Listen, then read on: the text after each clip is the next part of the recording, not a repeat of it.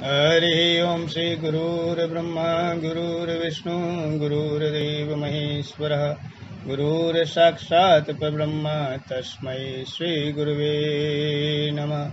वक्रतुंड महाकाय सूर्यकोटि संप्रभा निर्विघ्नं कुरु मे देव सर्वकार्येषु सर्वदा।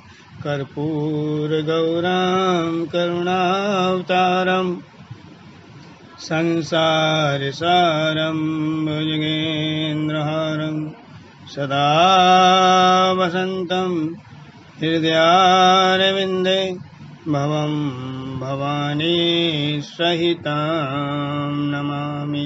सच्चिदानन्दरूपाय विश्वोत्पत्त्यादिहेतवे तापत्रयविनाशाय श्रीकृष्णाय वयं नुमः।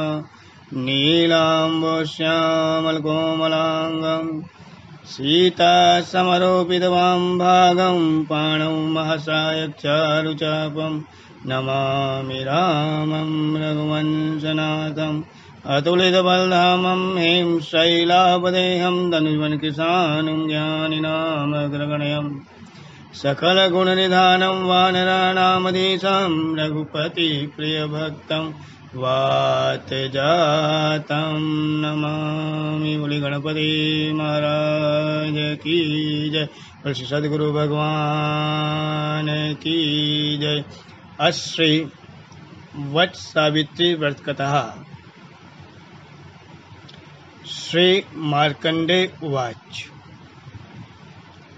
एक बार श्री मार्कंडे ऋषि से युधिष्ठिर जी ने प्रश्न किया कि जिस प्रकार द्रौपदी राजकुल में उत्पन्न होकर भी हमारे साथ वनवास को भोग रही है, क्या और कोई भी ऐसी स्त्री है? तो श्री मार्कंडेय जी ने कहा कि हे धर्मराज युधिष्ठिर, इस संदर्भ में एक सुंदर इतिहास है जो मैं आपको वर्णित करता हूँ। प्राचीन समय में मद्र देश के राजा अश्वपति थे। उनकी कन्या का नाम सावित्री था। कन्या का विवाह साल्व देश के राजा के पुत्र जिनका नाम सत्यवान था उनसे निश्चित हुआ। साल्व देश के राजा और रानी को उनके शत्रुओं ने उनके राज्य से निष्कासित कर दिया था। इस कारण से वह अपने पुत्र के साथ वन में रह रहे थे। जब यह विवाह निश्चित हुआ और महर्षि नारद को इस विवाह के बारे में पता चला तो उन्होंने राजा अश्वपति और सावित्री से कहा कि यह विवाह उचित नहीं है, क्योंकि सत्यवान की आयु केवल 1 वर्ष शेष रह गई है। 1 वर्ष का पूर्ण होते ही सत्यवान को अपने शरीर का त्याग करना पड़ेगा।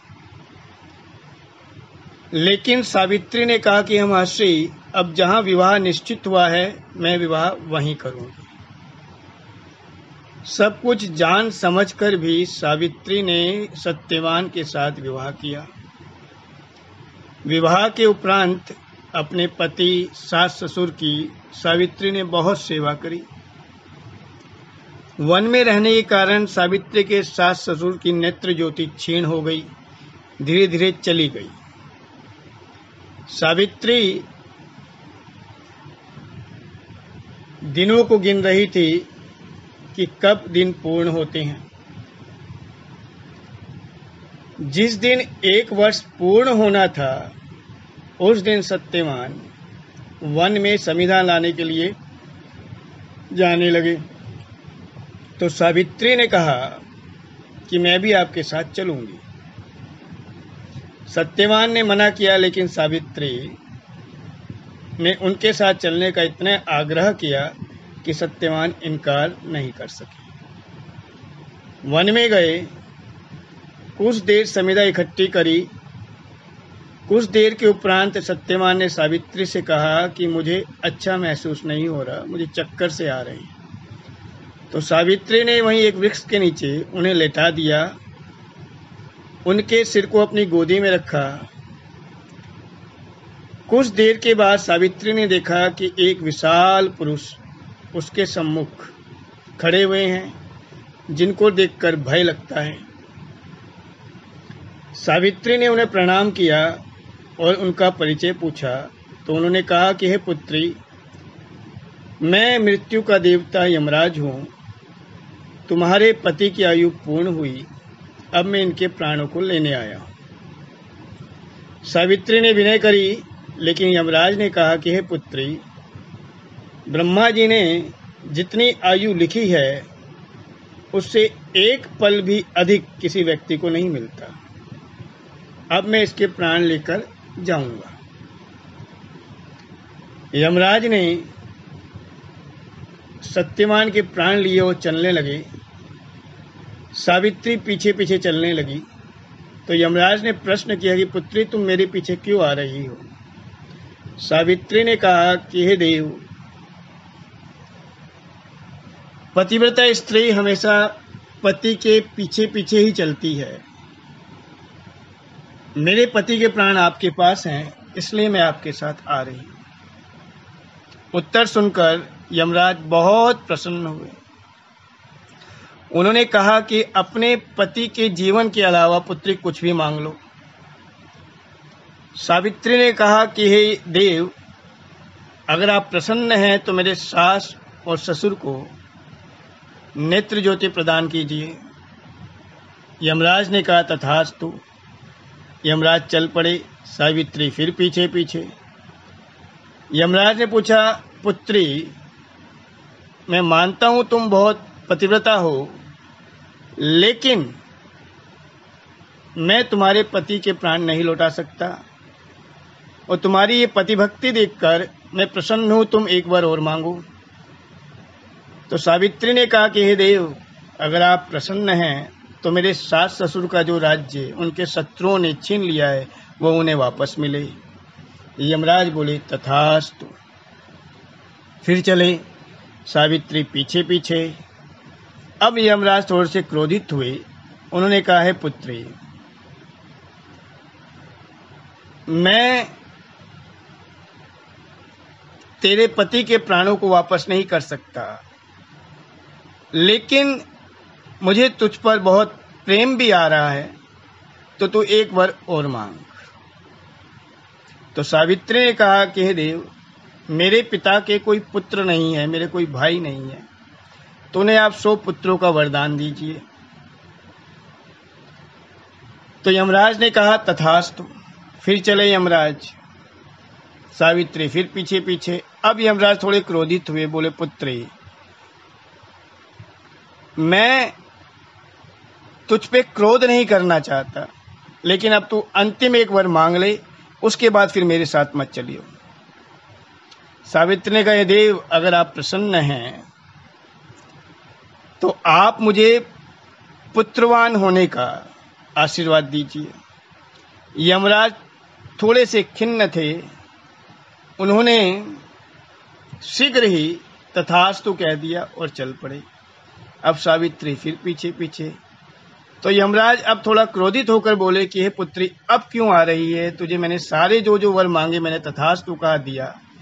तो सावित्री ने कहा, हे देव, आपने मुझे पुत्रवान होने का आशीर्वाद दिया, लेकिन मेरे पति के प्राण तो आपके पास हैं। यमराज थोड़े मुस्कुराए और बोले, हे पुत्री, तू वास्तव में बहुत पतिव्रता है, जा, मैं तुझे आशीर्वाद देता हूं और तेरे पति के प्राणों को वापस करता हूं। और ये आशीर्वाद है मेरा कि जब तक ये सृष्टि रहेगी तब तक प्रतिव्रता नारी में तेरा नाम अग्रणी रहेगा। ऐसा कहकर यमराज ने सत्यवान के प्राणों को वापस किया, स्वयं अपने लोक में गए। और यहाँ पर सत्यवान के शरीर में थोड़ी हलचल हुई। सत्यवान उठे तो पूछा कि देवी, क्या हुआ था?